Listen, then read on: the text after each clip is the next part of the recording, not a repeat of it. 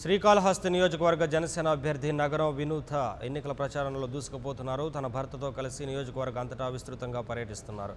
శ్రీకాళహస్తి ప్రజల సమస్యలను అడిగి తెలుసుకుంటున్నారు. ఈ ఎన్నికలో శ్రీకాళహస్తిలో జనసేన జెండా ఎగరవేస్తామని ఆమె ఆత్మవిశ్వాసంతో చెబుతున్నారు.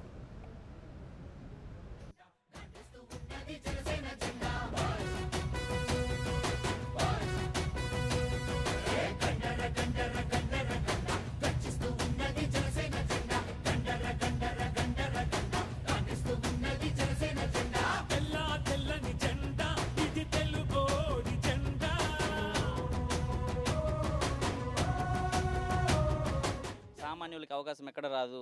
మేమిద్దరు అంటే మా మామగారు మా నాన్నగారు మేమిద్దరు రాజకీయాల్లో ఉన్నాము.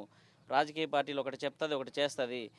నువ్వేమి చేయలేవు, నువ్వు ఒక ఇంచు కూడా నువ్వు సాధించలేవు ఎందుకు అన్నారు. కానీ మా ఇంట్లో వాళ్ళని అపోజ్ చేసి మా వైఫ్ ఒకటే నాకు సపోర్టివ్గా ఉన్నింది. ముందుకొచ్చాము. ఇక్కడ శ్రీకాళహస్తిలో చాలా యాక్టివ్గా మన ఆల్రెడీ కొట్టేసాయి అన్న అయితే ఏమి, మనోహర్ అన్న అయితే ఏమి, విజయ్ అన్న అయితే ఏమి, ఇంకా చక్రధర్ అయితే ఏమి, వీళ్ళందరూ బాగా యాక్టివ్గా చేస్తూనే ఉన్నారు.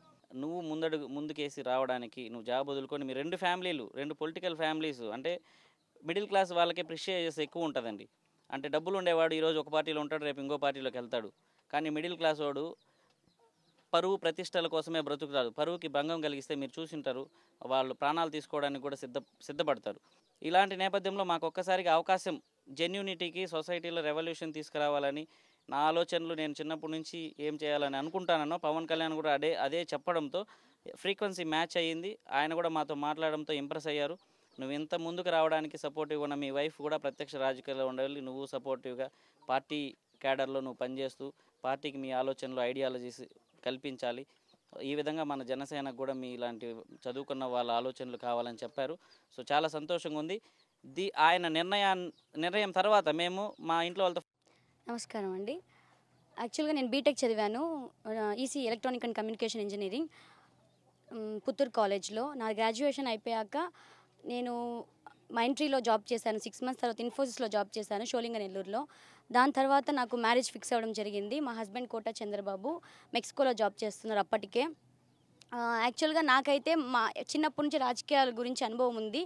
ఇప్పుడు చెప్తున్నారు నాకు తెలియదు ఏమి అనేసి.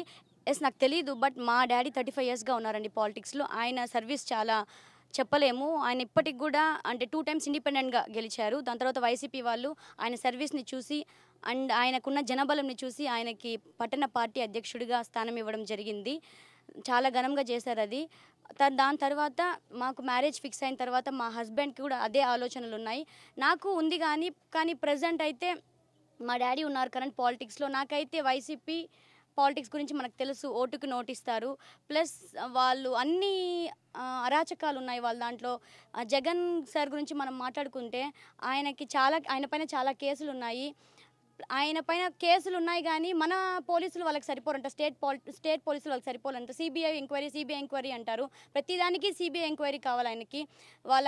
ఈ మధ్య వాళ్ళ మేనమామ వాళ్ళు చనిపోయారు కదా, అప్పటికి కూడా సిబిఐ ఎంక్వైరీ చేయమని అడుగుతున్నారు. కానీ సిబిఐ ఎంక్వైరీ వాళ్ళు ఆయన కేసుల మీద వాళ్ళే కదా ఇప్పుడు ఆయనకి ఇన్ని కేసులు ఉన్నాయని చెప్పారు. దాంట్లో మాత్రం ఎందుకు ఆయన వెనకడుగు వేస్తున్నారు?